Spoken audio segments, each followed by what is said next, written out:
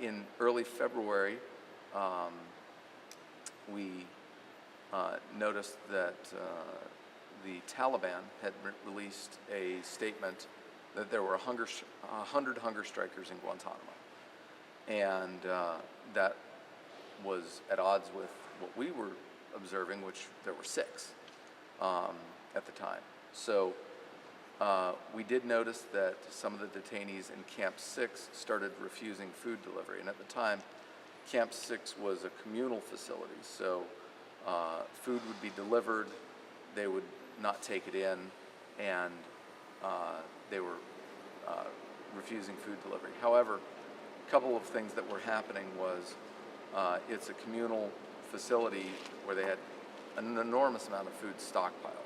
So while they were refusing the food delivery, they were eating out of their food stores. So we measured hunger striker by missed meals, refused meals, and things like that. So when people are actually eating, we didn't consider that to be hunger striking. So by early March, a number of lawyers for the detainees wrote a letter to the camp commander and said there's 100 hunger strikers in the camp. And at the time we had about a dozen. The detainees had, at the time, access to the satellite television. They were seeing, for the first time, talk of what was going on in Guantanamo. As General Kelly mentioned in his congressional testimony, the issue of detainees had sort of fallen out of the public eye. It wasn't an issue in the 2012 presidential campaign. And so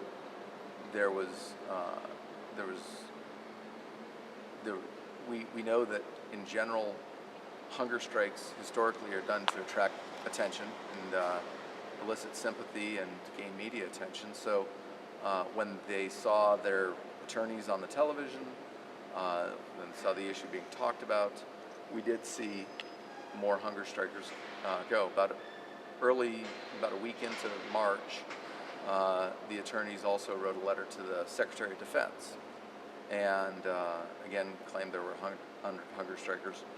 I think we were at about 14 at the time. But as they saw the issue coming up in the press, there was still more people wanting to join.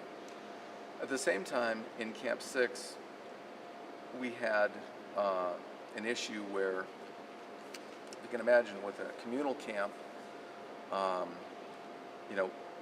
it's good for the detainees. It's what we aspire to have, where they live among themselves, they eat together, pray together, can recreate together, watch television together, freely interact in a open area, go out to recreation together. What we require for that is to be able to see them and monitor their health and safety, because we don't have guards walking among them. They're on one side of the fence and we're on the other. So we've got an array of cameras in their cells, up in the ceilings, and they systematically began covering those cameras, destroying the cameras.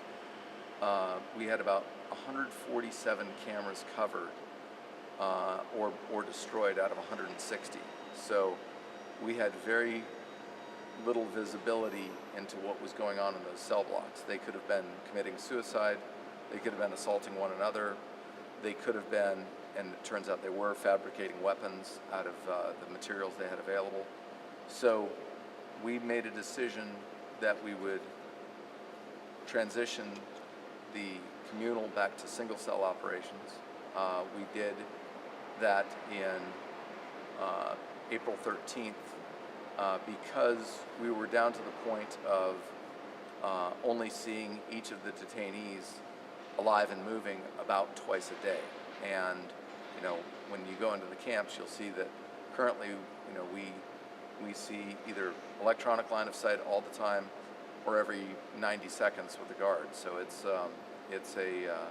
we need to be able to see what they're doing for their health and safety. So We did an entry into the camp. We used the minimum force necessary. It actually went very smoothly. We transitioned from a communal environment back to single cell. And right now, we're working through and say, okay, how do we go back to a communal? What would be the rules there? I think we said at the time that, frankly, we probably should have done it earlier with the number of cameras that were covered. We'd accepted a certain degree of risk, but we knew that when we went in, we had to go in with enough force that if we went into one block and that people started doing things in another, we could simultaneously do it all at once. So it was an operation completed in like about 2 hours, I think, for the actual going in, segregating people, securing them, and transitioning them into single cell. That's where we are today, and we're looking at what the new rules would be for going into a communal environment. We know that that's what we aspire to. That's what, if you think of prisoner of war camp with people sort of milling about together, we know it's better for the detainees' health. We know it's better because they can go to the shower on their own, they can go to recreation on their own, they can be among their fellow detainees, and it's better for everyone. There's less guard and detainee interaction, but we have to do that in a way that protects the detainees and protects our guard force. And it's going to happen anytime soon, coming back to the communal? I wouldn't speculate on when it's going to happen, but it is our goal, and it has been from the start.